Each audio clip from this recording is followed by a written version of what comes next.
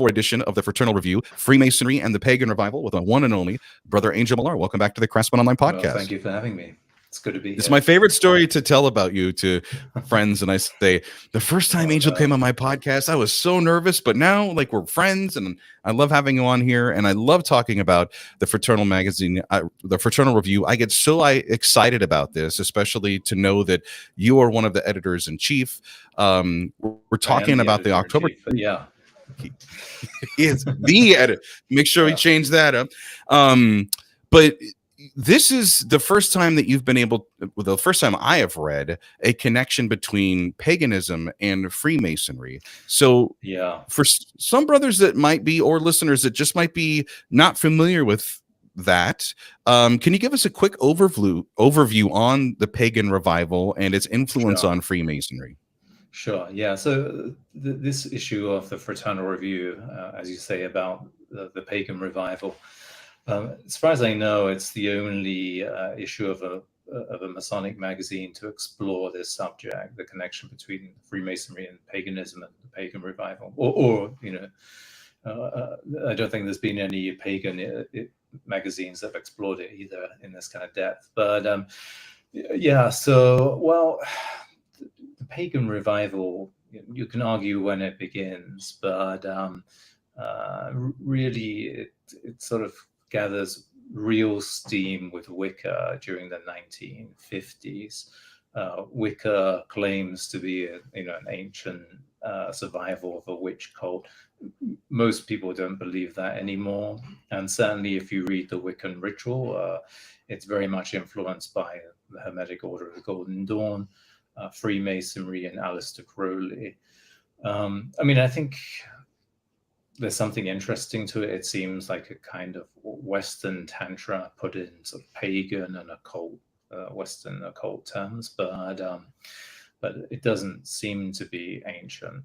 But there were other pagan groups before that, of course. With Druidry reviving during the 18th century, certainly. Myth has it that it was revived in 1717, but that seems to be an association with Freemasonry. It's probably not correct. But certainly later during the 18th century, there is a real revival of Druidry, partly because of a Welsh figure called Iolo Morgannwg, who founded his own Druid order, and actually it continues today in another form, in a much more respectable form. But anyway, and so throughout the 20th century, in particular, you get revivals of different pagan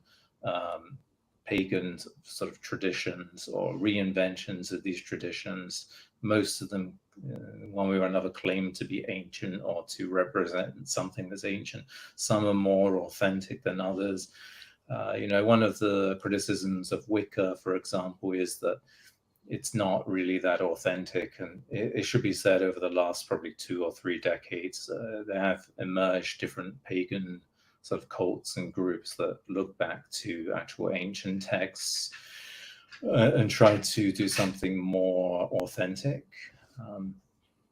But that's basically that's a very basic introduction to the Pagan Revival. Now I'm trying to remember back. I remember when you did the guest editor role for the issue of the Fraternal Review. You've also we've had you on to talk about magic and the ancient ritual. You got an edition on that. The most recent one was on fringe masonry. Yeah. What intrigued you to go down this road with paganism and Wicca? Yeah. Was this on the trestle board, so to speak, or was this something that kind of gained interest? Yeah, well, so I should probably clarify that the Fraternal Review has a guest editor each month who gets the articles together. So in this issue, I'm actually the guest editor and the editor-in-chief, as with the other ones you mentioned. But so I've been interested in paganism for a long time. Mostly from a sort of academic sense, but maybe not entirely. But Yeah, I wrote about it in my second book, the Freemasonry Foundation of the Western Esoteric Tradition, which you can't get anymore. It's long out of print. But in there, I did write about some of the material that is in this issue. Franklin Rings, I asked him to write an article on the Knight of Scandinavia degree, which I actually talked about in that book, and some other things as well that I already mentioned in there.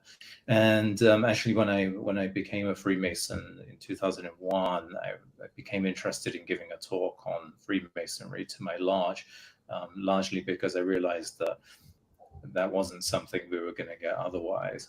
And in 2002, I actually gave a talk on stonemasonry, runes, and Freemasonry to the lodge, Publicity Lodge number 1000, and that article was later published by the Societas Rosicruciana in Civitatibus Federatis, and I basically revived it and revised it a little bit for this issue as well. And I mean, that looks at stonemasonry and runes in medieval England, and whether there's some sort of implication of that being some kind of stonemason mysteries related to that. And that kind of sets the tone or sets the scene for the rest of the issue. Yeah, well, and we're going to get to that. Our listeners in for a treat. You're basically going to get a preview of the October 2024 edition of the Fraternal Review. We'll be talking about stonemasonry, the ruins. We'll be talking about runes. Yeah, I just hear rune stone and I get super excited when I hear runes because I think rune stone. Of course, we'll be touching on Wicca, and then we got to wrap it up with the Druids and how somehow the Marvel character Thor and the Nordic tradition of his story, how that could possibly be interweaved into Freemasonry. But I just want to stick with kind of the overall reaching subject here, is that we kind of talked about this earlier. You don't have to have a deep understanding of paganism or Wicca to appreciate the ideas that are put forth in this edition. For example, right. I think as an average person, I'm familiar with this time of the year, getting into our holidays here in North America. There's a lot of pagan influences that have been a part of that. And then with Wicca, you had mentioned from as early as 1950, this has kind of emerged as a tradition, so to speak. And I was sharing with you that my late grandmother was a Wiccan witch and kind of educated me a little bit on that. Before we get too much into those areas, how much would you subscribe or would you prescribe for a reader to have a background or an appreciation on these subjects? Yeah, well, I think because I do look at stonemasonry and the runes, and maybe we'll explain what the runes are in a minute. But during the medieval period, I try to lay out a foundation for the rest of the issue to make it easy. The runes come up in a few articles, one on the Knight of Scandinavia degree as well. So I think that if you read it from beginning to end, it's not difficult to read. You kind of introduce some brothers. Things. Yeah, some brothers are just readers in this area might be familiar with the rune stone that was explored by Brother Walter, the gigantic stone that was found in, what was it, Minnesota, Wisconsin? I'm trying to remember, in a farmer's field, and then he was able to trace some of the roots. That's very fascinating story. With the crooked X, and so your article talks a lot about that alphabet. So we're talking ninth century here. Yeah, well, yeah. So the Minnesota rune stone is very controversial. I think if you begin learning about the runes from that, you're probably going in exactly the wrong direction. I think most people regard it as a fake. But whether it is or not, that's not the place to start learning about runes. So in terms of artifacts that have survived, runes go back about 2,000, 2,100 years, something like that. Originally, they are regarded to be as letters of alphabet and magical signs. So typically, academics would say the interpretation of them as magical signs is wrong, and they are just letters in an alphabet. And then, of course, on the other end of the spectrum, occultists, neo-pagans, Wiccans, whoever, they would say that they're fundamentally magical signs, and they were used for writing as well. Personally, I don't think either interpretation is really totally correct. But yeah, so anyway, if we go back about 2000, just over 2000 years, as far as we know, there was a runic alphabet of 24 runes or letters. Today, that's called the Futhark, after the first 6 letters: Fu, Th, Ar, and K. And then this was reduced in number in Scandinavia around the 9th century, down to about 16. And then, curiously, in England, it actually expanded up to about 33 runes, which, no, it does not relate to the Scottish, right? But yeah, so I mean, normally it's a little bit less than that, around 29 maybe. But I've seen one alphabet with the recorded alphabet with 33 runes for England. So they survived even after even after it was a sort of common alphabet. Monks or scribes would still use them occasionally in manuscripts. They would write in Latin, and then they might pose some kind of question, like a riddle, and then they would give the answer in runic letters. Also, they were adopted. Some of them were adopted as stonemasons' marks pretty early on as well. Of course, stonemasons also wrote in runes or carved in runes as well. That was the language. That was the alphabet of Old English, of course. So in your article that kind of kicks off the whole edition, you mentioned that the runes started as like a secret or a whisper, and then basically evolved to become the Old English alphabet. Well, who do we, or influence maybe would be a better way to describe it. But well, it wasn't necessarily a whisper or a secret, but that's what the origin of the word means. The original word rune means whisper or secret or something like that. I mean, what runes were originally, I mean, I think, in my opinion, a couple of things have been conflated. So if you look at early rune stones, not the Minnesota rune stone, but if you look at early medieval rune stones in Scandinavia, some of the earliest ones will have an inscription, and it will say such and such wrote the rune, and the rune seems to refer to the entire inscription, whereas today we would think of it as just one letter. So rune seems to be more like mystery, right? So, or mystery or secret or some kind of enchantment or something like that. But then later on, it became, that each letter was a rune.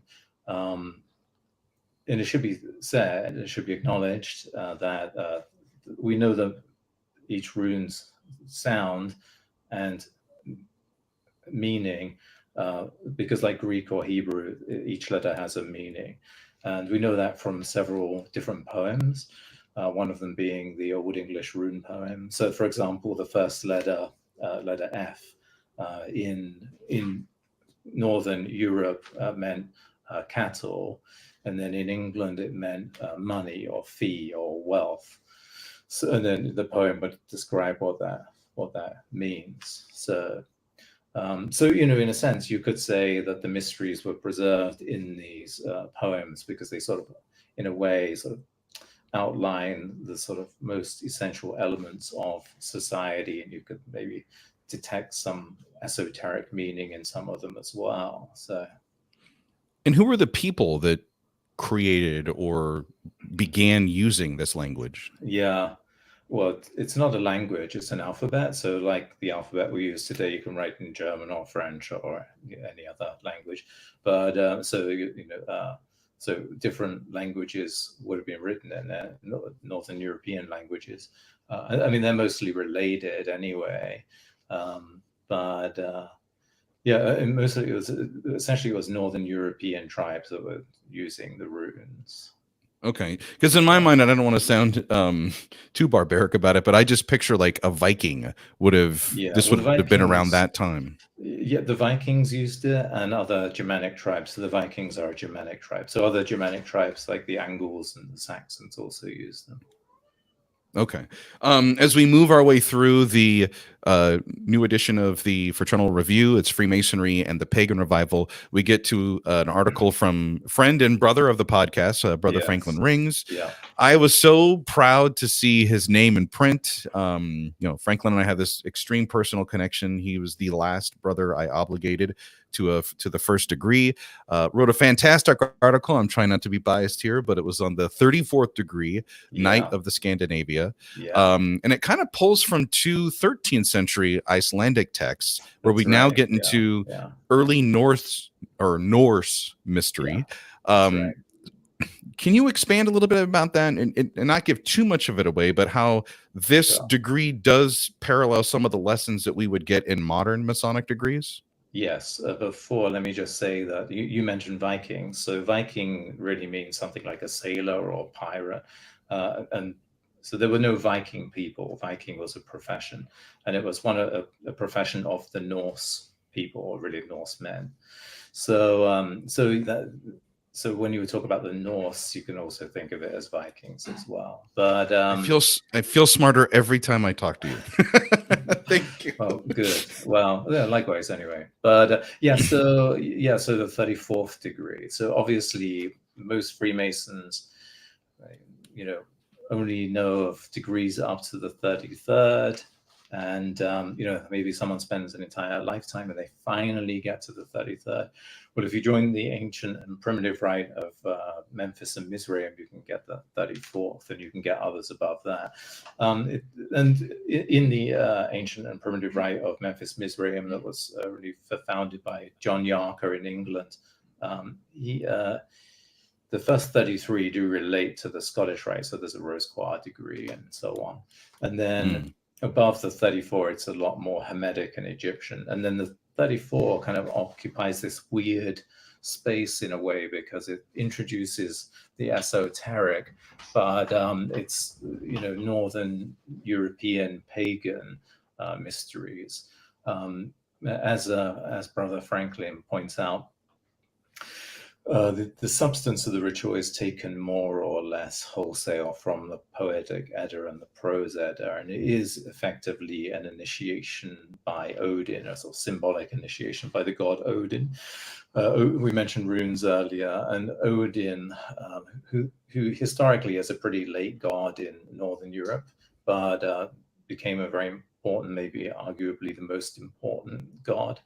Maybe not the most popular, but the most important among certain people, such as berserkers, the sort of feared elite warriors, this kind of people. But Odin is supposed to have hung himself from the world tree for 9 days and 9 nights, and had a vision of the runes at the end of it. So this is an initiation by Odin. Of course, most people take the runes to mean the alphabet. I suppose I'm more inclined to think of it as the mysteries that later on became conflated with the runic letters. That secret whisper connection that you kind of alluded to earlier. Right. So that's, you can see how that will become connected. Yeah. And not to show my ignorance on this, but I'm sure I'm not the only one, I'm hoping, that is hearing Odin and thinking immediately of, when you said, oh, he's not the most popular. I'm like, well, I think today most people would know of him thanks to the Thor and the Marvel movies and all the comic books and, that story getting revived. I know we didn't really plan to talk about this one, and this could just be a simple thumbs up, thumbs down, yes, no. But of what you know in the Marvel movies about the Thor story and Odin and all, how much of that is actually accurate to what really goes to the mythology of that? I haven't seen those movies, so I couldn't tell you. Wow. All right. Well, we got a date night coming up. We'll do some movies. It's about 6, so get comfy. So we're going to jump ahead to the midpoint of the October edition with Brother Angel Millar, who's the editor of the Fraternal Review from the California Lodge of Research. And that's where we're going to find an article by John Michael Greer on the connections between Druidry and Freemasonry. And there's another article or a piece that's in there that's based on an interview that you conducted back in 2007. So I kind of want to talk about both of those here with the same question.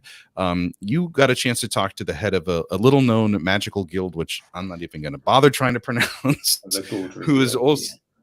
Yes, I'll let you handle that one. Thank you, who is also a Freemason.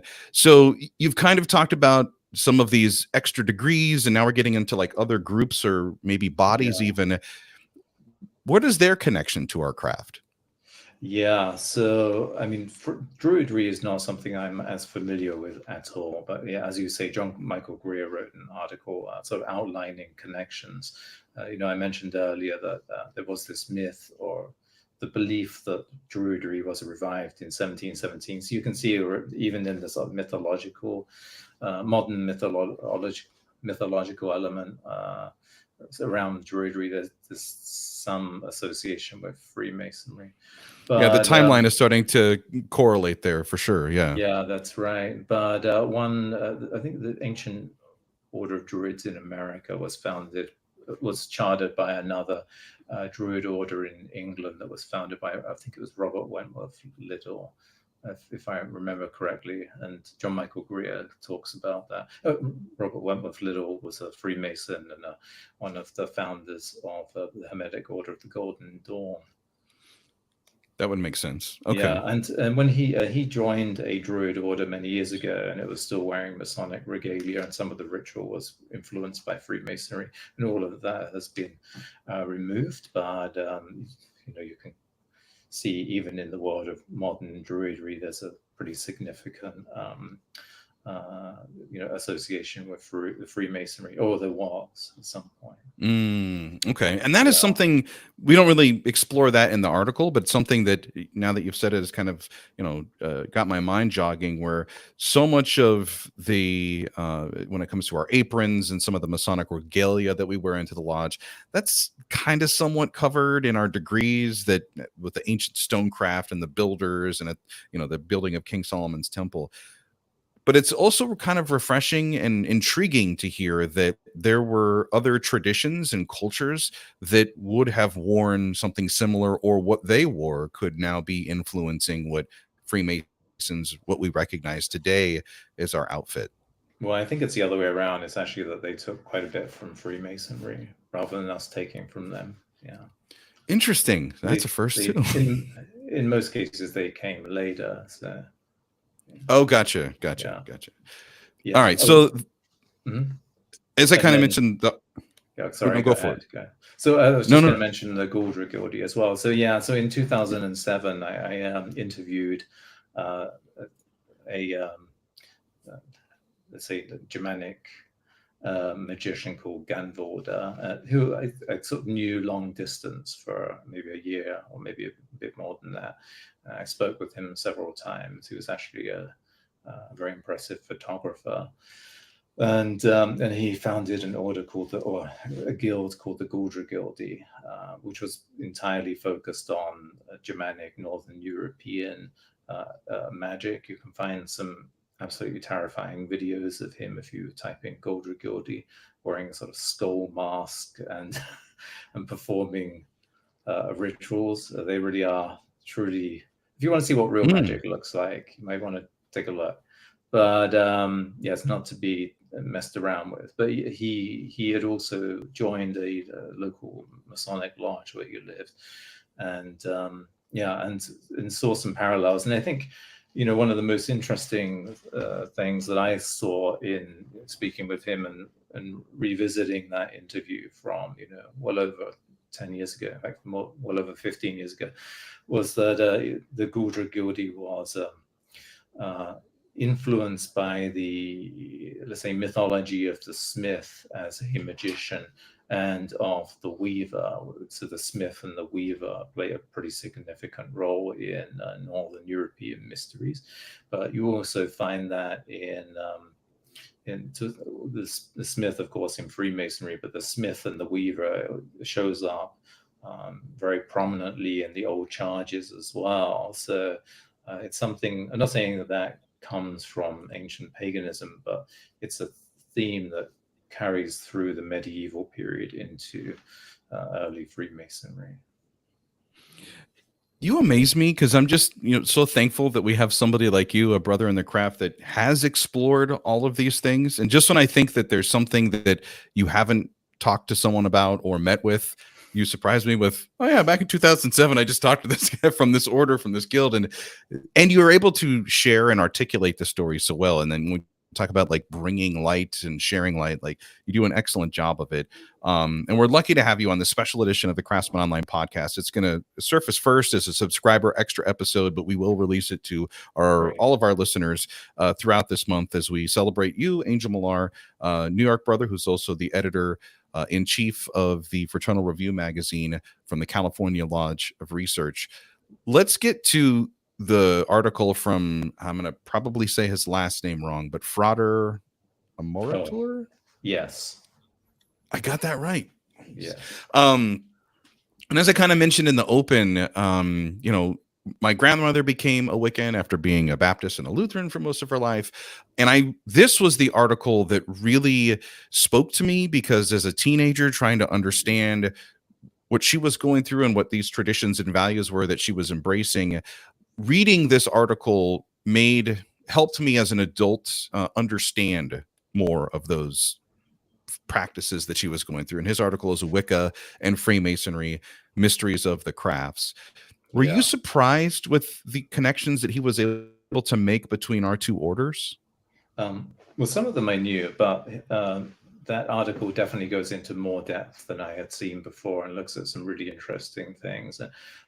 I didn't actually know that Gerald Gardner, the founder of Wicca, had been initiated into regular Freemasonry, I believe in Sri Lanka. So that was quite a surprise to me. I knew that he had been involved with a Rosicrucian theater group and Rosicrucian circle called the Crotona Fellowship. But there are definitely intriguing things in the article that I really didn't know. He makes a case that Wicca really does go back in some form, maybe into the medieval period. I don't know if that's exactly what Gerald Gardner had inherited. I mean, as I say, the Wiccan ritual today is pretty much a compilation of the Hermetic Order of the Golden Dawn, Freemasonry, and Aleister Crowley. But it may be that some strain of witchcraft, had survived, what it was like, or how intact it was, or how developed it was. I think it's probably not very developed or not very intact, but there may have been something earlier. And he actually makes the argument that there are certain similarities to Freemasonry that you can discern, such as he points to a illustration from the late medieval period, where there are three women being initiating someone into witchcraft, and he draws this parallel to the Masonic lodge and three officers. But personally, I'm not so sure, but I think it's a really interesting idea, and there's plenty of really fascinating details in there. He mentions someone called Rosamond Sabine, who was a member of the Crotona Fellowship, who was also in some way connected to A. Waite, and who claimed that A. Waite had some kind of sex magic group, which is, if true, is pretty fascinating and extraordinary, not least of all because most people think of A. Waite as a total bore, and someone who's very stuffy, although he did keep writing books about black magic, so or reinterpreting them or whatever it was. Well, this was the part in the preview copy that you had shared with me so I could prepare for our recording on this. I thought of that line in our first degree where we talk about, Freemasonry is going to challenge your acceptance and faith, or of faith. And to me, this is a clear example of it, is having that open mind as a Freemason to, as the Buddhists would say, seek to understand other religions, other practices, and kind of unite around that one common belief of morality and virtue and trying to improve your life and make yourself a better person.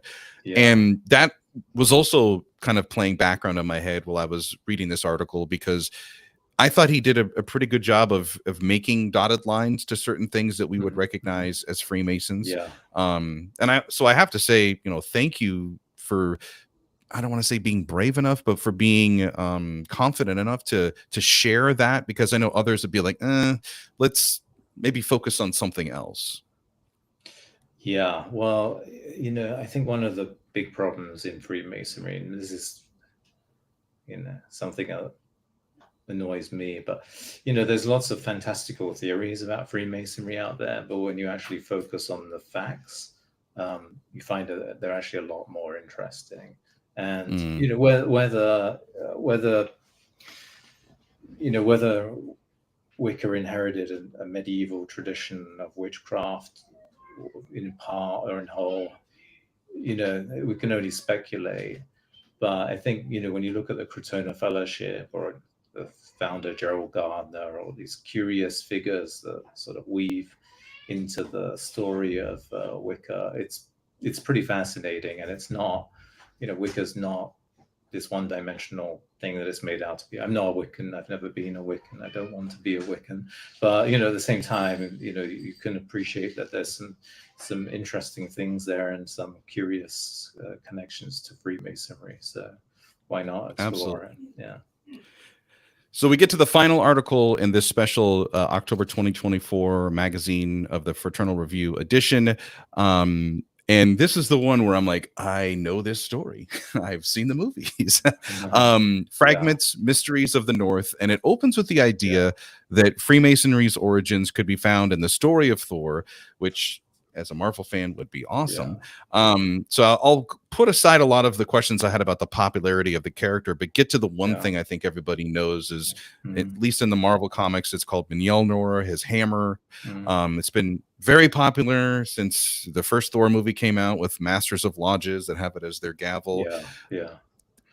The author talks to this as the Master's Mallet.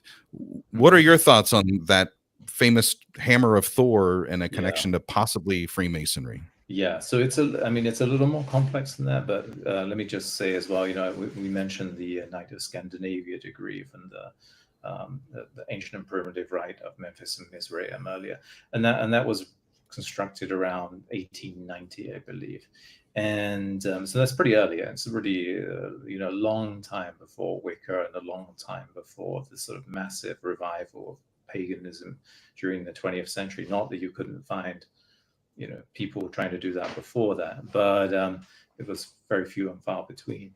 But yes, if you dive into Masonic history, into various authors, you find that during the 19th century, there were a few important figures that were making this claim that it comes from Germanic mythology or Germanic religion.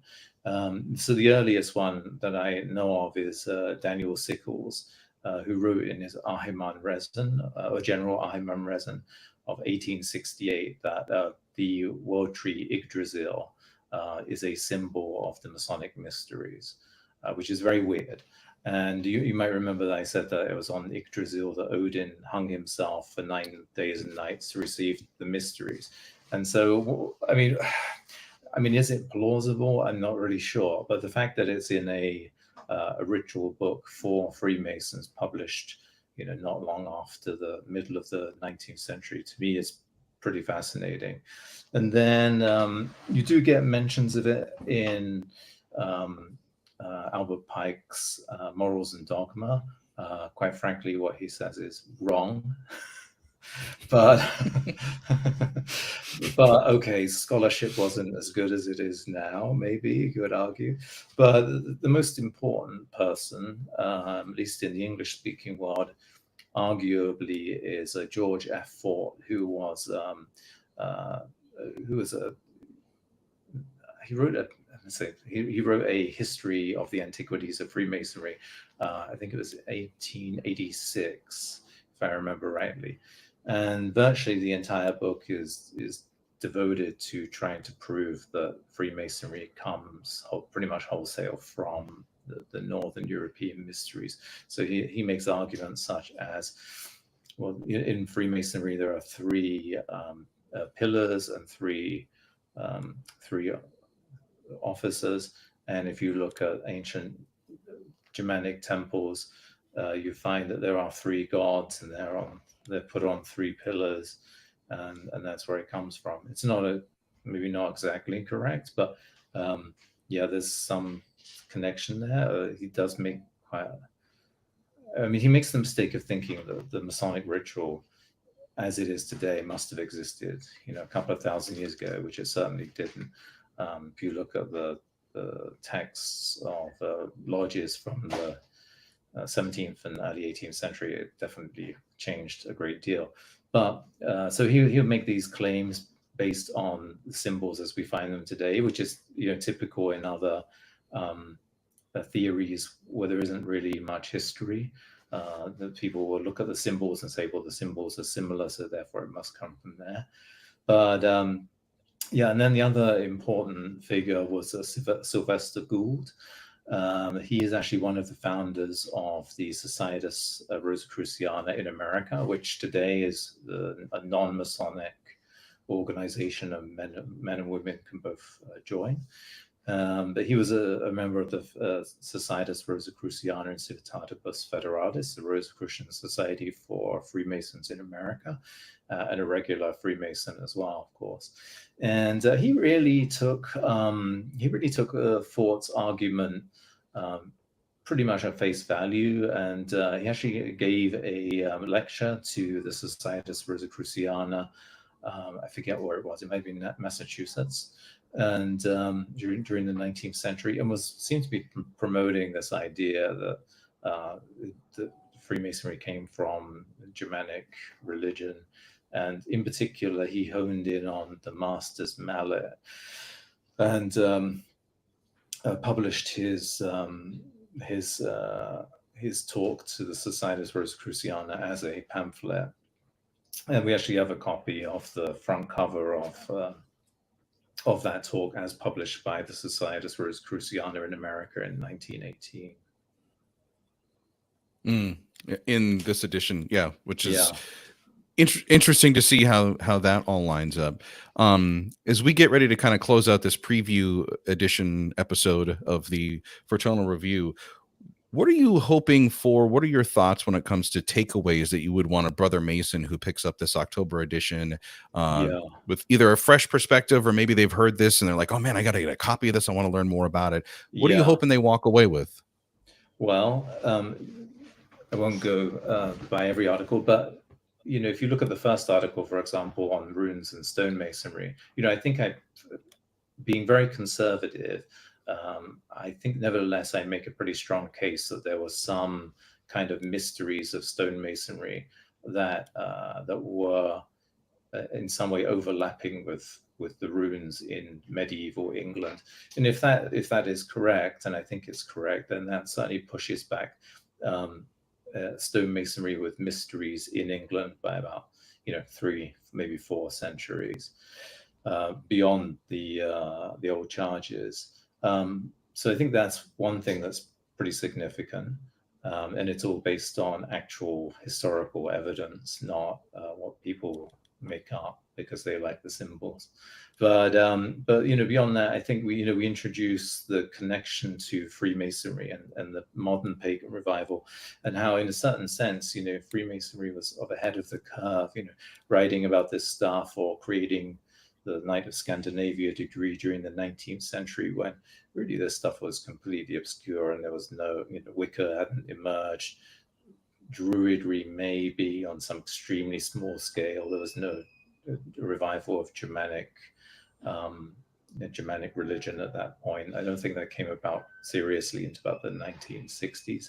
I mean, you do find a kind of curious Austrian mystic around 1900 trying to revive it, and mostly from his imagination, but in a more systematic way. You don't get that until the 1960s. It's pretty much half a century, more than half a century, maybe a century ahead of the curve in that sense.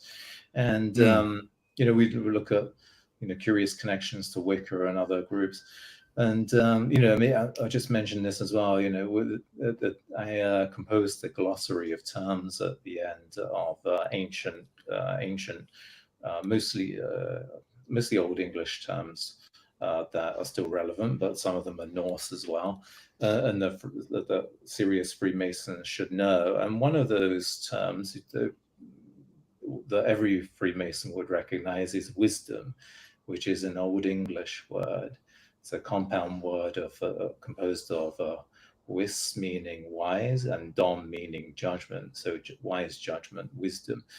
And you might say, well, what's that got to do with paganism? Well, Old English, we forget the first Old English inscriptions about 1500 years ago, which actually predates conversion to Christianity.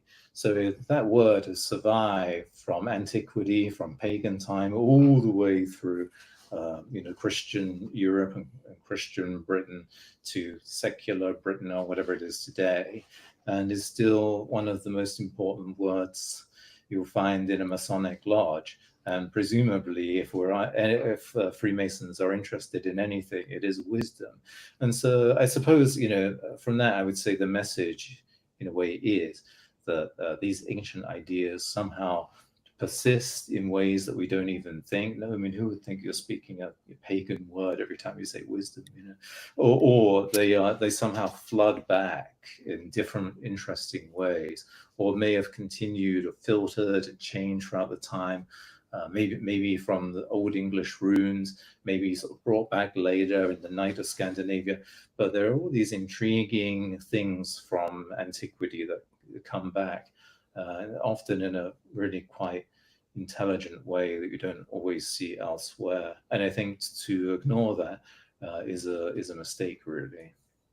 Yeah. One of the things I love about the Fraternal Review is that you are not afraid to go into new areas.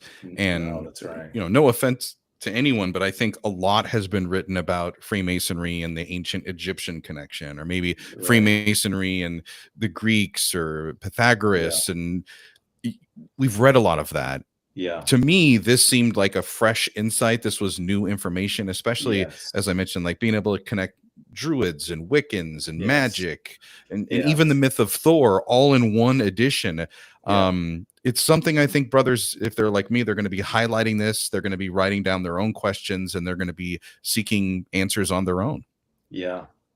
I mean, that is one thing. When I was asked to be the editor-in-chief of Fraternal Review, one of the reasons I said yes is that it is a magazine which comes out 11 times a year that really does try to push the envelope. And sure, there will be issues on pretty standard Masonic subjects, maybe the working tools or something like that.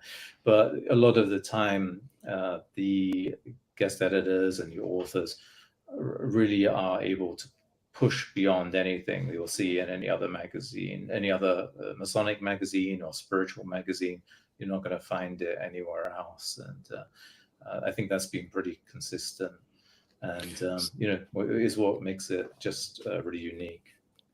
Well, to that point, it was a surprise to get you to come back on, at least in this Masonic year, because I knew that you had done the Fringe Masonry episode, which was about a year ago, if I can recall, last fall. Yeah, it was exactly a year. What do you have on tap that I should at least get, penciled in here for a future Angel Millar Fraternal Review appearance? Well, I just finished, I have a book coming out at the end of 2025, but that's more on personal growth, persuasion, creative thinking. And then I just finished a book that I think is I'm going to say my most occult book and my most anti-occult book at the same time. So, which is looking at the phenomenon of the supernatural woman. But I do talk about Freemasonry in there. So, all right. I always look forward to this time, but more so for next time. So, yeah. Note to the listener, we will get Angel back, I'm sure, next year. Until then, we didn't mention this, but if you're interested in getting this edition or subscribing to the Fraternal Review and becoming a regular member of getting that, all of the information is to be in the notes for this episode. Just click on the link to start your subscription. Brother Angel Millar, editor-in-chief of the Fraternal Review magazine and one of my closest and dearest Masonic brothers here in New York State. Thank you so much for making time to join us tonight. Thank you.